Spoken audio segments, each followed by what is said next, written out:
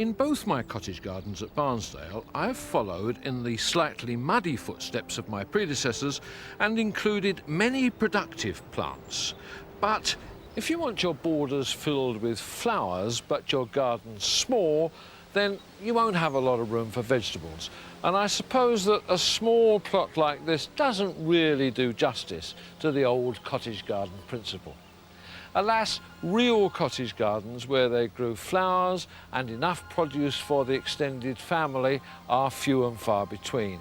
And even fewer are the real old cottage gardeners whose heads and hands are ingrained with that old rural wisdom that's been handed down through generations of countrymen.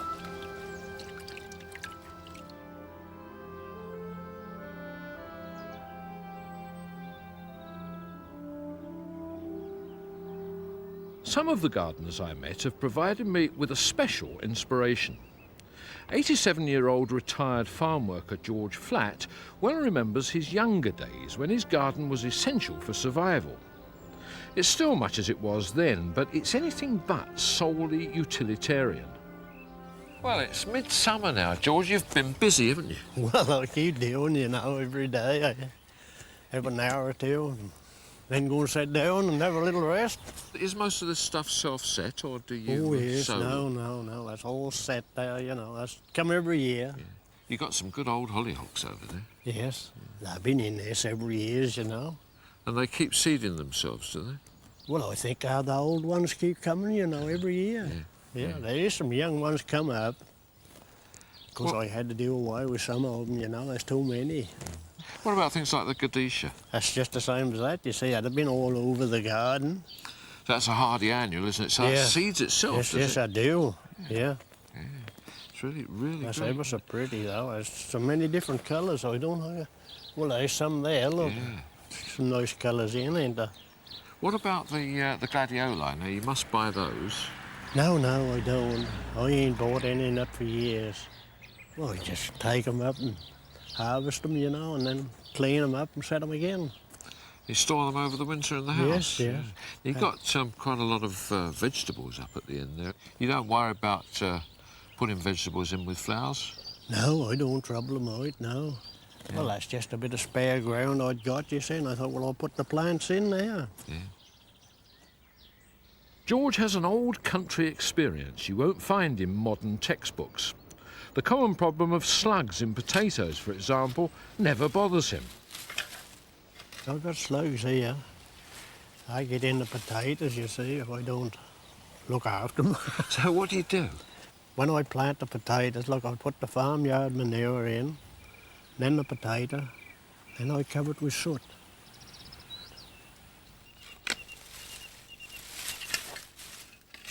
I took them potatoes up, I ain't had one slug eating one.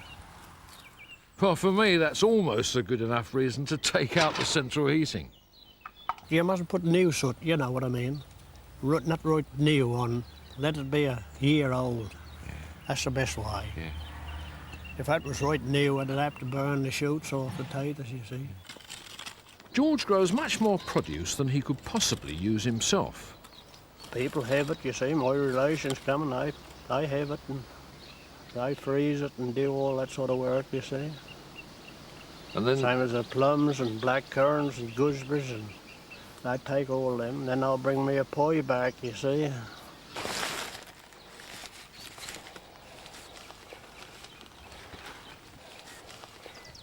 Why don't you freeze it yourself? Well, I no need to.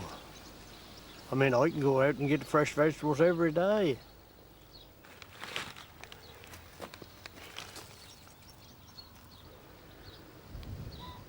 I adapted one of George's bits of improvisation for my own artisan's garden, though I tried to make it a bit more sophisticated. If you want to raise your own seedlings, but you've only got the windowsill to do it on, then you'll find a cold frame is invaluable. You can start off all your early vegetables, you can grow your own bedding plants, and a bit later on you can grow all sorts of cuttings in here too. And it isn't an expensive job. The sides are made with floorboards, and if you buy them second-hand from the demolition contractor, they're really very cheap indeed. Now the tops are made with old windows, and you can very often find those at the replacement window contractors. Now his job is to take old windows out of houses and to put new ones in, and the old ones he very often throws away. So I got mine for nothing. But remember that you've got to really build the frame to fit the windows, so get those first. Now I've used mine for raising early vegetable plants, and I'm going to put those out here in my tiny vegetable plot. Now, I'm growing the vegetables here on a raised bed, and that, I'm quite sure, is the best way to get the most amount of vegetables out of the smallest amount of space. Because you've got no access paths in between the rows and all the work is done from the side, you can really cram them in. And because the soil is raised and edged with these boards, that improves the drainage, warms up the soil, and you get them earlier too. In the gentleman's garden, I've got the luxury of a bit more space and a lot more money. So here I've allowed myself a vegetable plot, but I've raised the beds here using these lovely Victorian edging tiles. Now, they're not as expensive as you might think, and I bought them in a place that first started making these things in the 14th century, so I simply couldn't resist. Now, I've raised these a bit earlier too, because here, again, I've got a greenhouse. Now, the greenhouse is hexagonal, because that's absolutely ideal for a small garden. You can fit it more or less into any corner. The old cottage gardeners would have had to make use of every square inch of land they could. And my goodness, nothing much has changed today. In order to get the most out of our small vegetable plots, we've got to resow or plant every piece of land as soon as it becomes available. I've just harvested radishes and lettuces from this piece of land, and now it's the turn of the runner beans.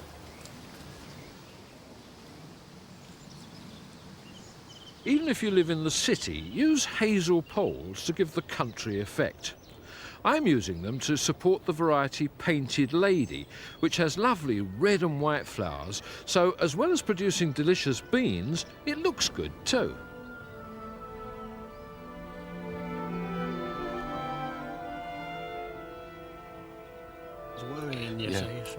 On my second visit to George Flat, I was able to enjoy the peas I'd seen him sowing last time. Have you had much off these? Oh yeah, I had several dinners off there. Yeah. Tastes lovely. Nothing like fresh peas. Nice pea. There. You see that? What variety are they, George? Green sleeve drawn. But I don't think you can go buy them now. Do you collect the seed then? I did do, yes. I get the seed every year, you see. Yeah, most of them I got 8 in. 2, 4, 6 or 7 in there. Yeah. Yeah, I had a lot with 8 in. I think that's about the most. That lovely pea. Yeah. Ever so sweet. Well, you've got a row of peas over here, George, that are going a bit brown. Are they for collecting seed from too? Yes, I should save some seed off them. I can put them in the winter time, you see, and then they'll come early. What are they then? Bird's eye. What they grow in the fields, you know that. Oh, they grow them for canning? Yeah, that's right. Freezing. Any day now I shall pull them up, you see. And then what will you do with them? Just rub them out and get the seed out and save for another year. Yeah, yeah. You've got an onion over there as well, a few onions that are going to seed too. Oh yes, that's growing them for seed. George's garden overflows with everything from onions to soft fruit. If you want to grow bumper crops of fruit and vegetables, it's essential to maintain fertility. Now, the old cottage gardeners would have had the manure from their pigs and their chickens. You might not be able to do that, but one thing you can do is to keep a compost heap. Now, every garden should really have 2 compost heaps, one to rot down while the other one's filling up. But the trouble is that in a small garden you can see everything, so even the compost container has to be attractive. Well, another thing the old cottagers did was to keep bees in very beautiful beehives. So why not combine the two and make a novel compost container? Mine consists of 5 frames like this, which are simply screwed together and they fit neatly one on top of the other. And the top is made with feather edge fencing. Most old cottage gardens had a beehive or two, but they didn't contain compost. As we were filming in this garden today, we were suddenly interrupted by a huge swarm of bees. So we promptly took cover inside the house and did, as you should always do on these occasions, phoned the local beekeeper.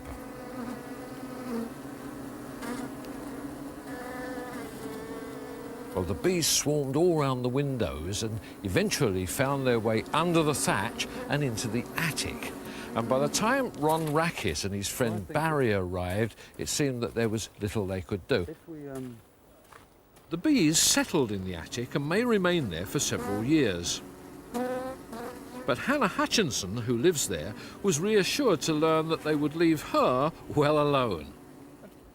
I took advantage of the occasion to visit Ron in his own garden and find out how I could start to learn about beekeeping.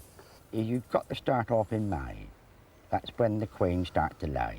The first year, you'll get up to £40 of honey. Really?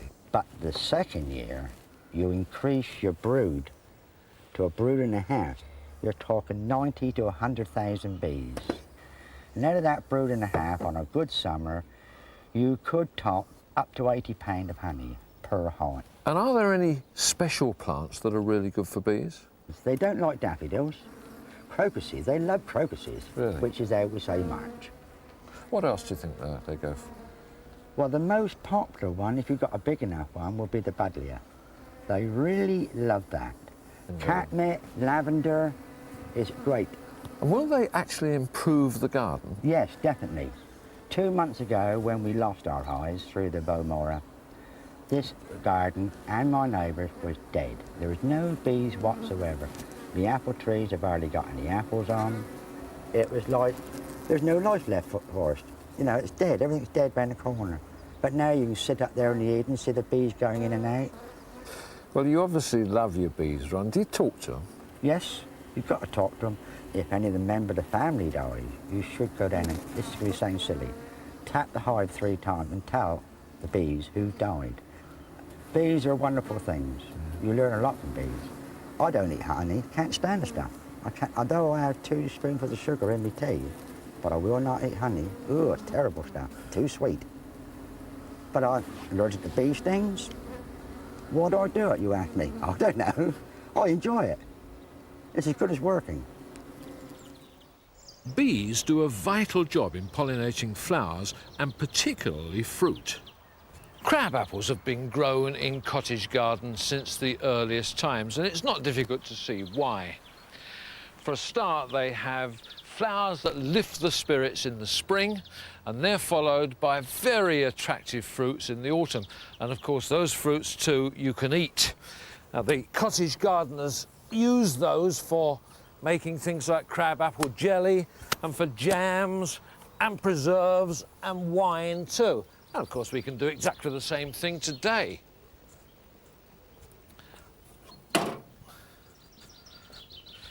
Now, of course, those old crab apples would have been pretty big trees and much too big, really, for our small gardens.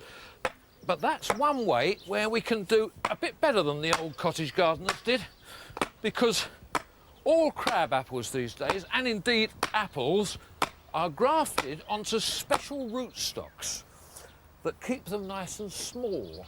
And so they're ideal for small gardens like ours. Now, you can actually see the rootstock down at the bottom of the plant there, and that's the variety on the top. And it's absolutely essential not to bury that rootstock too deeply, because if you do that, the top of the plant will root into the ground, and of course then you're back to the situation the old cottage gardeners had of having a very vigorous tree. Fruit trees are quite reasonably priced, but George Flatt, like many cottages of old, had an even cheaper way. Well, I just grew it from a pip, you see. Did you really? Yeah. My mother always used to pack me an apple and an orange up for my dinner.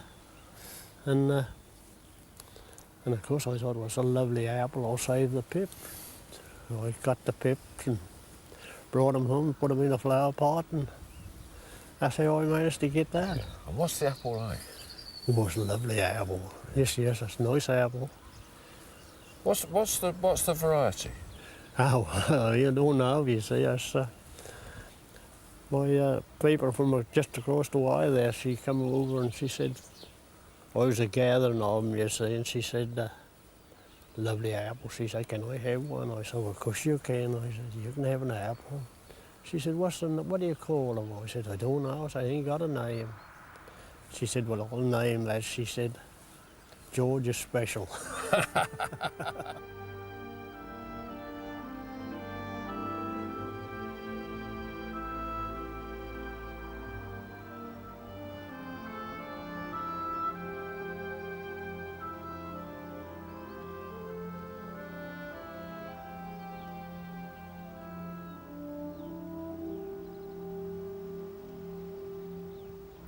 The French were the great experts in training fruit trees, and they used to grow apples and pears in particular into some most extraordinary shapes. But it's the flat shapes that really interest us, like the fans, because they take up such a small amount of room. Now, they were enthusiastically taken up by gentlemen gardeners, but the cottagers were a bit reluctant earlier on.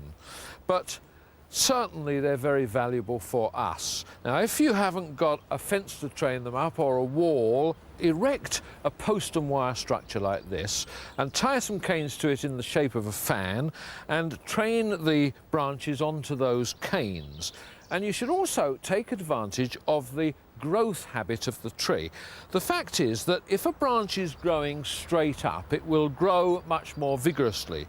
And as it is pulled down like this, it grows less vigorously but produces more fruit.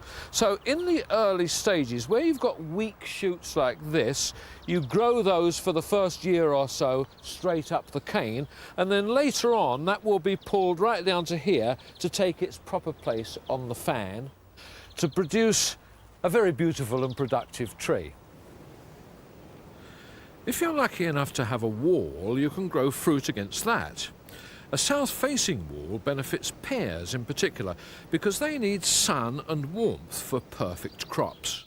This wall is due south and it's a brick lined onto stone so that the wall will actually absorb the heat and help to ripen the pears later on. So you've got a real storage heater effect, but I suppose you could do much the same sort of thing on a fence, couldn't you? I don't see why not, provided the fence is good and strong, because pears are very heavy fruits. Yeah. Well, what really amazes me is that you've got so many pears here in such a small space. How many varieties are there? I think I've got about a dozen varieties, so that means I've got 24 cordons on this wall. How far apart are they planted? They're approximately 2'6" apart, Yeah. so they're quite close. Now, lots of people are put off by the difficulties of pruning cordons like these, but it's not actually a hard job, is it? I think it's a lot easier than pruning a normal fruit tree. And of course you do them in the summer, don't you? A little bit earlier than apples? Yes, I reckon about the early part of August is ideal. And the reason for that is you need to have the shoots ready to ripen the fruit buds for the following year. And by reducing them then, they've got a chance to ripen off. And what exactly do you do? Well, what I like to do is to cut back each shoot to approximately 3 to 4 buds.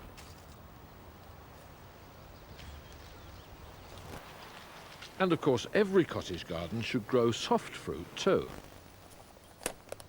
The old cottage gardeners were very enthusiastic about gooseberries, and they've grown them since about the 17th century. But as far as I know, they never grew standard gooseberries. So here's another way that we can get one up on them. Because if you grow a standard gooseberry, of course, you can save all that valuable space underneath and grow something else there as well. It should be planted up against a strong stake because they crop very well, these plants, and they do need a bit of support.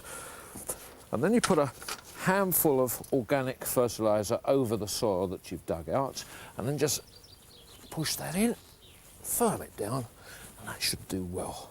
Now, the one problem with gooseberries is that they don't like root disturbance, so you don't want to be digging round them all the time. So the answer is to plant straight away, right up against them, something which is permanent.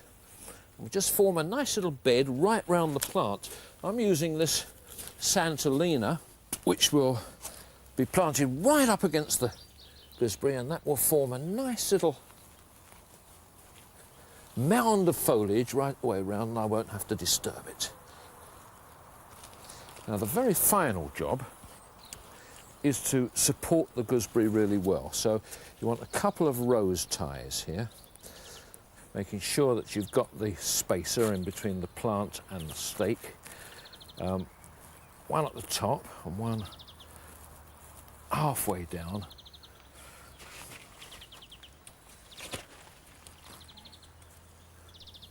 And then you've got a place in the garden which is productive and looks beautiful too. As well as fruit and vegetables, the old cottagers raised animals too, and a few chickens really are a great asset. Now, you can buy a little pen like this for 4 chickens, or it's quite easy to make one yourself. And in the vegetable garden, as soon as you've cleared a piece of land, you put the chickens on it. They'll eat up all your soil pests, they'll scratch around and eat up the weed seeds too. They'll recycle all your vegetable waste into really good manure and fertiliser. And just as a little bonus, they'll lay your breakfast egg for you too. Another cottage garden must were herbs. Lynn Rayner is following a family tradition.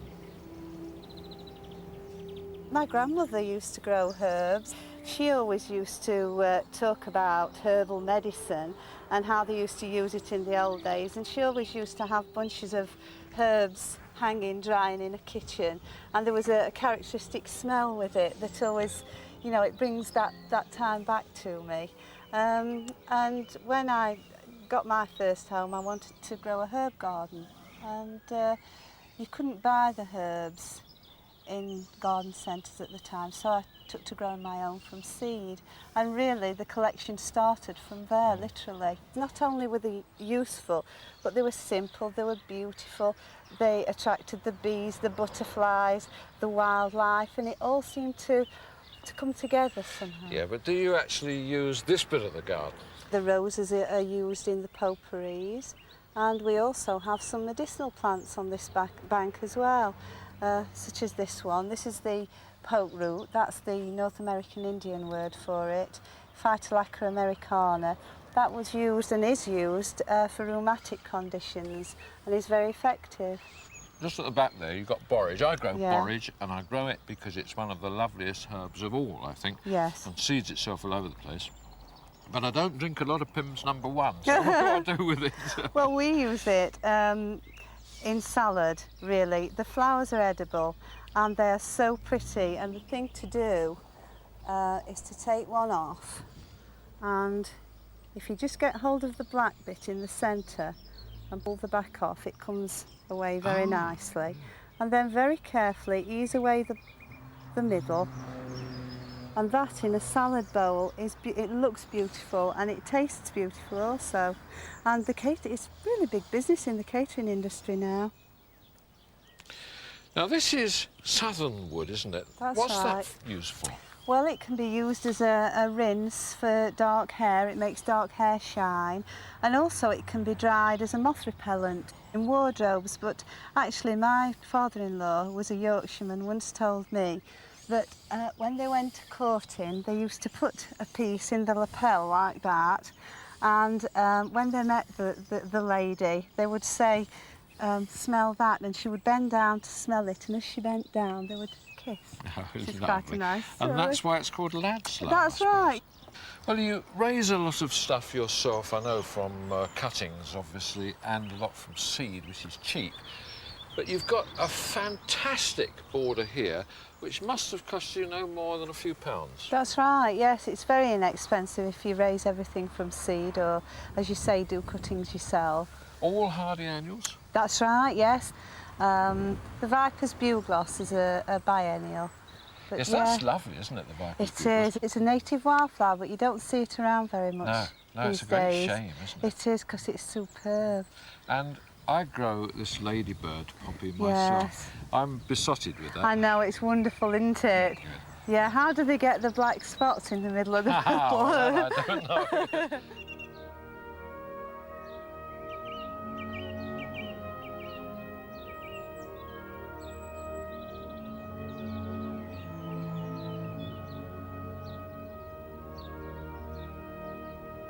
Over the past year, I've been visiting wonderful cottage gardens and coming back to Barnsdale fired up with even greater enthusiasm. So, all I need now for my new cottage gardens to become as mouth-watering as the old ones we've seen is a bit of growth. And fortunately, that's something that nature will do for me. The truth is that in cottage gardening, it's nature who's the real artist. All we have to do is to behave like a sort of umpire just to make sure that we get the results that we want. Now, of course, it does take a bit of time, but believe me, every minute you spend in a garden like this is pure, unadulterated joy. Now, as I've admitted, the gentleman's garden is expensive. For me, it's the sort of thing that we all eventually aspire to. But once you get started, it doesn't have to take very long. Remember that I started planting this just 5 months ago. The artisan's garden is a year older, but I suppose this is the one that I've enjoyed building the most. Just like the countrymen of old, you have to use your ingenuity here, and you have to master a few basic do-it-yourself skills. But if you can use a saw, a hammer and a spade, well, you're home and dry. And do bear in mind that all of these plants can be easily propagated from seed or cuttings. So all you have to do is to cultivate a few gardening friends, and just like the cottagers of old, you can fill your garden with plants for next to nothing. Just remember the words of wise old William Robinson. Be kind to your plot, keep it fertile, and let the flowers tell their story to the heart.